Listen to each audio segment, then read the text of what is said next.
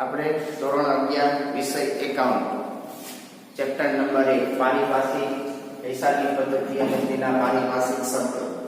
તો પારિભાષિક શબ્દો વિશે આપણે સમજૂતી આગળ ઘણી બધા પારિભાષિક શબ્દો જોયા. હવે આગળ જોઈએ તો હવે આવે છે વટાવ. તો વટાવ શું છે? ખરીદી કે વેચાણની કુલ રકમમાંથી જેટલી રકમ ઓછી ચૂકવવામાં આવે કે ઓછી મળે એને વટાવ કહે છે. વટાવના બે પ્રકાર છે, વેપારી વટાવ અને રોકડ વટાવ. હવે શું કીધું આપણને? ખરીદી કે વેચાણની. પહેલા ખરીદીનું ઉદાહરણ જોઈએ તો કે રૂપિયા 5000 ની ખરીદી આપણે કરી છે. 5000 નો માલ ખરીદ્યો. અને બીજું એક ઉદાહરણ જોઈએ તો કે રૂપિયા 7000 નો માલ વેચ્યો. આ ખરીદી અને વેચાણ બેનું ઉદાહરણ આપણે જોઈએ. તો શું કીધું? ખરીદી કે વેચાણની કુલ રકમમાંથી ખરીદીની કુલ રકમ કેટલી થાય? તો કે 5000. જેટલી રકમ ઓછી ચૂકવવામાં આવે કે ઓછી મળે. ખરીદી કરી છે એટલે આપણે રૂપિયા ચૂકવવાના છે. હવે ચૂકવવાના છે 5000, એની જગ્યાએ આપણે ચૂકવ્યા 4800 રૂપિયા. તો કેટલા ઓછા ચૂકવ્યા? તો કે 200 રૂપિયા ઓછા ચૂકવ્યા. ચૂકવવાના હતા 5000, એમાંથી ચૂકવ્યા 4800. કેટલા ઓછા ચૂકવ્યા? 200. આનું ઉદાહરણ જોઈએ. 7000 નો માલ વેચ્યો છે તો 7000 આપણને મળવા જોઈએ, એની જગ્યાએ મળ્યા છે 6700. તો કેટલા ઓછા મળ્યા? તો 500 રૂપિયા ઓછા મળ્યા. તો કાં તો ઓછા ચૂકવવામાં લેવાના હોય તો ઓછા મળે. ઓછી ચૂકવવામાં આવે કે ઓછી મળે એને શું કહેવાય? વટાવ. આ જે રૂપિયા છે એને શું કહેવાય? વટાવ તરીકે ઓળખવામાં આવે છે. વટાવ કેટલા પ્રકારના? બે પ્રકારના. એક વેપારી વટાવ અને એક રોકડ વટાવ. તો આ કયો વટાવ?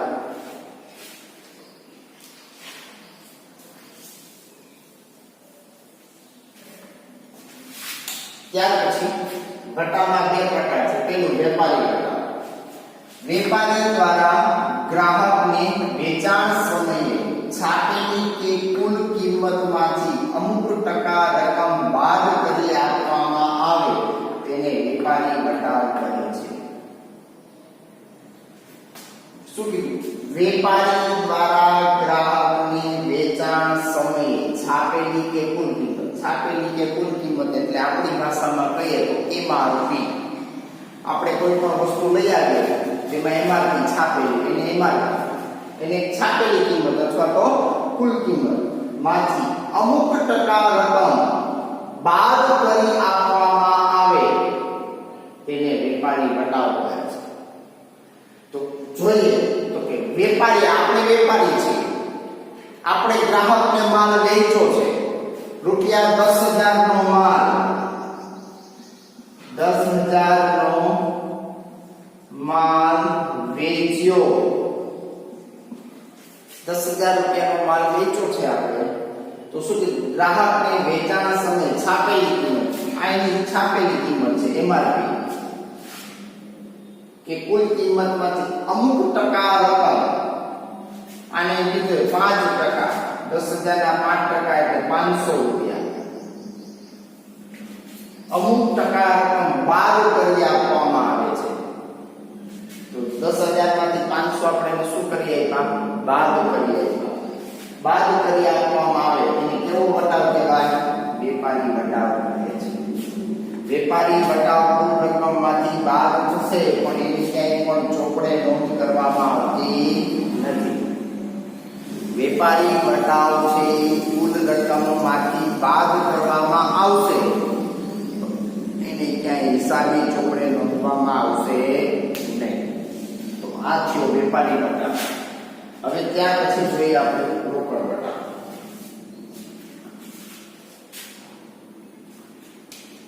માલ ખરીદનાર નાણાં વહેલા કે નિયત સમય મર્યાદામાં ચૂકવે તે હેતુથી આકર્ષણ રૂપે રોકડની આપલે વખતે આપવામાં આવતા વટાવને રોકડ વટાવ કહે છે.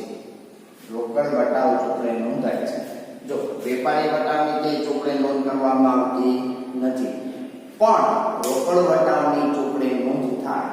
વટાવ તો બંને બાદ જ થાય, વેપારી વટાવી બાદ થશે, રોકડ વટાવી બાદ થશે. પણ શું કીધું રોકડ વટાવમાં? માલ ખરીદનાર, એટલે આપણે રૂપિયા 3000 નો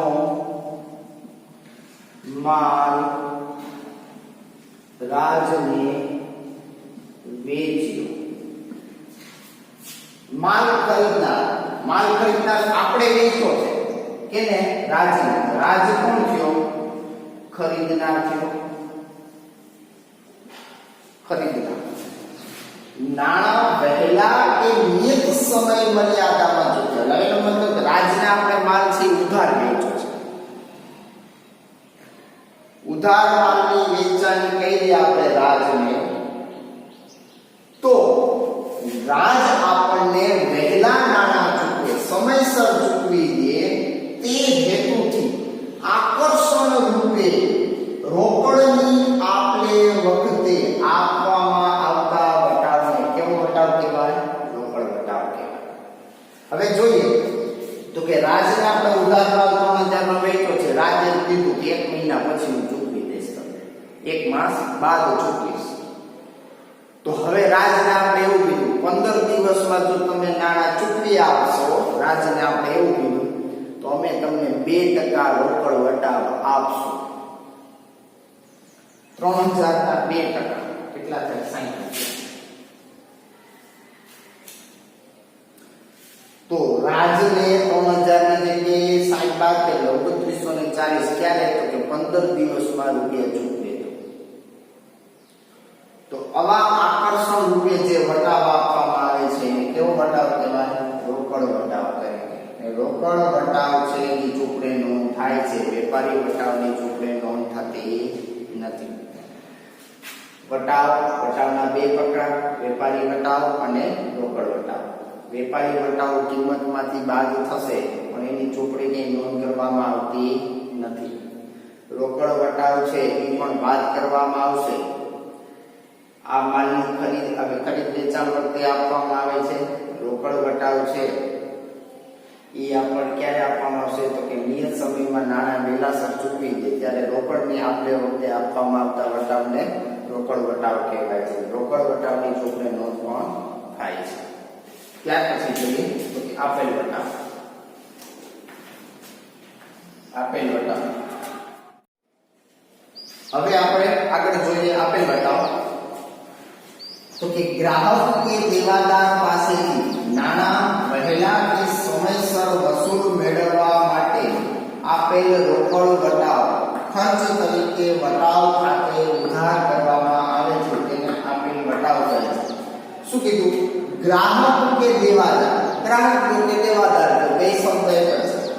પાસેથી નાણાં વહેલા કે સમયસર વસૂલ મેળવવા માટે આપેલ રોકડ વટાવ ખર્ચ તરીકે વટાવ ખાતે ઉધાર કરવામાં આવે છે, તેને આપેલ વટાવ કહે છે. હવે ગ્રાહક એટલે આપણે રૂપિયા લેવાના છે. દાખલા તરીકે રાજને આપણે ઉધાર માલ વેચ્યો છે, તો રાજ પાસેથી આપણે રૂપિયા લેવાના છે, રાજ આપણો દેવાદાર છે.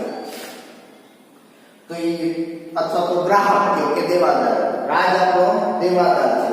તો એની પાસેથી આપણે સમયસર વસૂલ મેળવવા માટે આપેલ રોકડ વટાવને ખર્ચ તરીકે વટાવ ખાતે ઉધાર કરવામાં આવે છે. તો આની પાસે આપણે તેને 2% વટાવ આપ્યો ને 60 રૂપિયા, તો આને કેવો વટાવ કહેવાય? આપેલ વટાવ. આપેલ વટાવ આપણો શું કહેવાય? ખર્ચ. ખર્ચ ખાતે શું કરવામાં આવશે? તો કે ઉધાર કરવામાં આવશે.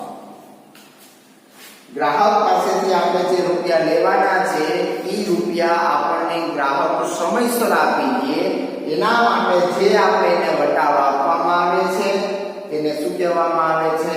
તો કે આપેલ વટાવ કહેવામાં આવશે. અને એને ખર્ચ છે આપણો, એટલે એને ખાતે શું કરવામાં આવશે? ઉધાર કરવામાં આવે છે.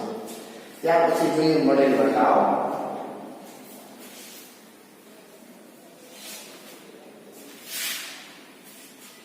મળેલ વટાવ. લેણદારને વહેલા કે સમય મર્યાદામાં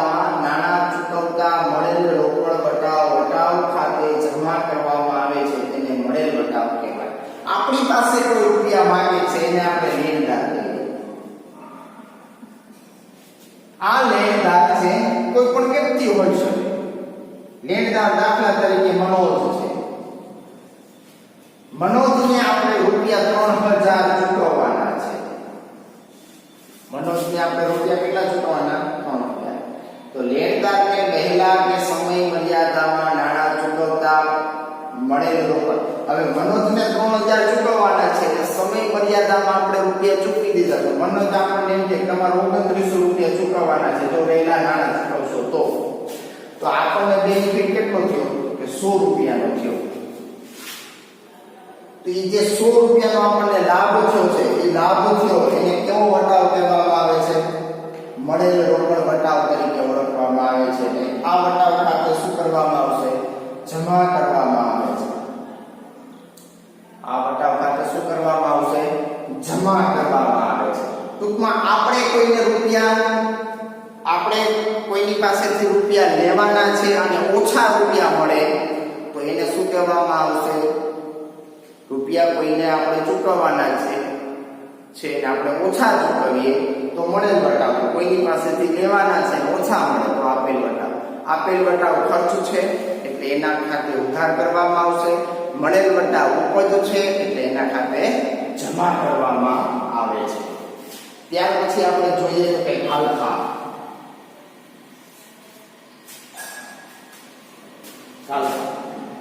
ધંધાના કોઈ દેવાદારો પાસેથી બાકી લેવી રકમ હવે ચોક્કસપણે મળેલી ન હોય ત્યારે તે રકમને ઘાલખાત કે દિવેલું લેણું કહે છે. ઘાલખાતને ધંધાનો ખર્ચ નહીં પણ નુકસાન તરીકે ઓળખવામાં આવે છે. દાખલા તરીકે કોઈ દેવાદાર રાજ પાસેથી આપણે 5000 રૂપિયા લેવાના છે. 5 માંથી આપણને રાજે 4500 રૂપિયા આપી દીધા. કેટલા નથી મળ્યા? કે 500 રૂપિયા રાજ પાસેથી આપણને મળ્યા. આ મળવાના જ નથી. આ રૂપિયા આપણને મળવાના જ નથી. સાવ તો નથી મળવાના આપણને એટલા માટે આને આપણે ઘાલખાત કહેવાય. દેવાદાર પાસેથી જે રૂપિયા આપણે લેવાના છે એ રૂપિયા આપણને સાવ એની પાસેથી જે રૂપિયા મળવાના જ નથી મળેલી રકમ એને ઘાલખાત તરીકે ઓળખવામાં આવે છે. ઘાલખાત છે એને આપણો ખર્ચ નથી કહેવામાં આવે. આ ખર્ચ નથી. આને શું કહેવામાં આવશે? નુકસાન તરીકે ઓળખવામાં આવે છે. ઘાલખાત છે એ આપણો ધંધાનો ખર્ચ નથી પણ ધંધાનું શું કહેવાય? નુકસાન કહેવાય. કારણ કે આપણે રૂપિયા લેવાના છે અને એમાંથી આપણને કાંઈ વસ્તુ મળવાની નથી મળતી એટલે એને આપણે ઘાલખાત કહેવાય. ટૂંકમાં દેવાદાર પાસેથી આપણે જે રૂપિયા લેવાના છે એમાંથી કાં તો પૂરેપૂરા અને કાં તો અંશોતઃ એટલે કે અમુક ટકા રકમ જે સાવ મળવાની જ નથી મળવાની એ રકમને શું કહેવામાં આવશે? ઘાલખાત તરીકે ઓળખવામાં આવે છે.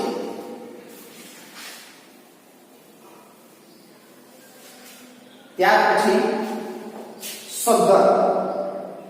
જે વ્યક્તિ પોતાની આર્થિક જવાબદારી નિયમિત ચૂકવતો. આર્થિક જવાબદારી મીન્સ કે દેવું.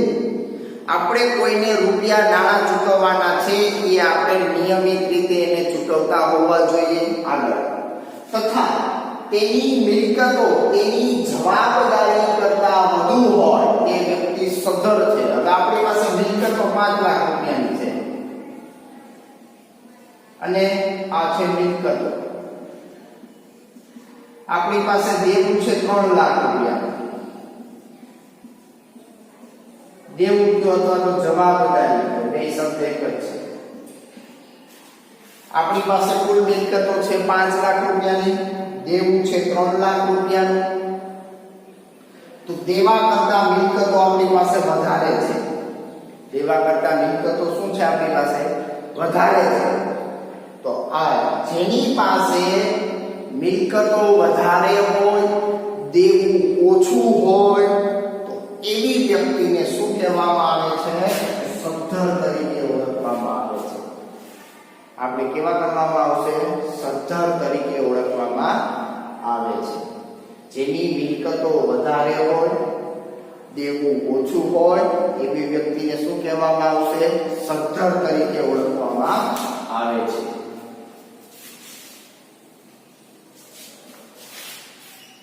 ત્યાર પછી જોઈએ નાદાર.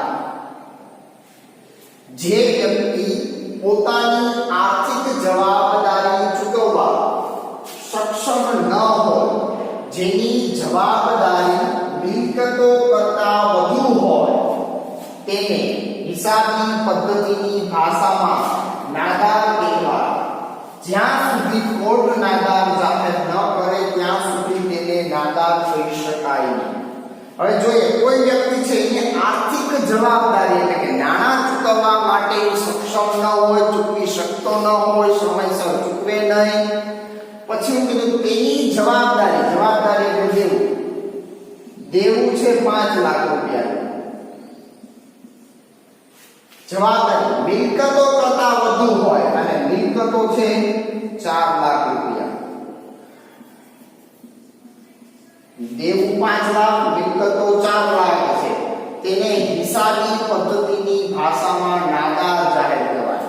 હવે જો આર્થિક જવાબદારી ચૂકવવા સક્ષમ નથી, પણ એનું જે જવાબદારી છે એ 5 લાખ છે, મિલકતો છે એ 4 લાખ છે, તો જવાબદારી વધુ થાય અને મિલકતો ઓછી. એટલે જેની જવાબદારી મિલકત કરતાં વધુ હોય તેને હિસાબી પદ્ધતિની ભાષામાં શું કહેવાય? નાદાર કહેવામાં આવે છે. પણ જ્યાં સુધી આ વ્યક્તિને કોર્ટ નાદાર જાહેર ન કરે ત્યાં સુધી આપણે એને નાદાર જાહેર કરી શકતા નથી. તો આને કહેવાય નાદાર. ત્યાર પછી છેલ્લો પોઈન્ટ જોઈએ તો ઘસારો.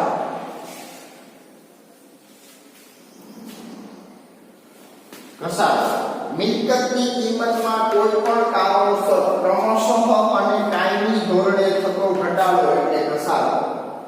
ઘસારો એ ધંધાનો બિનરોકડ ખર્ચ છે. મિલકતની કિંમતમાં કોઈ પણ કારણોસર ક્રમશઃ અને કાયમી ધોરણે થતો ઘટાડો એટલે એને શું કહેવાય? ઘસારો કહેવાય. હવે મિલકતની કિંમત છે એમાં કોઈ પણ કારણોસર, દાખલા તરીકે મિલકતની કિંમત અત્યારે 50,000 રૂપિયાની આપણે મિલકત ખરીદી છે, કોઈ પણ મિલકત હોય, વાહન ખરીદ્યું છે, આ મિલકત આપણે 2 વર્ષ પછી વેચવા જઈએ, 2 વર્ષ પછી આની કિંમત આપણને 40,000 આવી છે, તો કેટલો ઘટાડો થયો? તો કે 10,000 રૂપિયાનો ઘટાડો થયો. આ જે ઘટાડાની રકમ છે એને ઘસારા તરીકે ઓળખવામાં આવે છે. આ જે કિંમત છે, ઘટાડો થાય છે એને ઘસારા કોઈ પણ તરીકે ગણતરી કરવામાં આવે તો મિલકતની કિંમતમાં જે ઘટાડો થાય છે, ઘટાડાની રકમને શું કહેવાય? ઘસારા તરીકે ઓળખવામાં આવે છે. હવે આપણે અહીંયા પારિભાષિક શબ્દો આપણા પૂરા થાય છે, પેલું ચેપ્ટર પૂરું થાય છે. હવે નેક્સ્ટ વિડિયોની અંદર આપણે ચેપ્ટર નંબર 2 ની શરૂઆત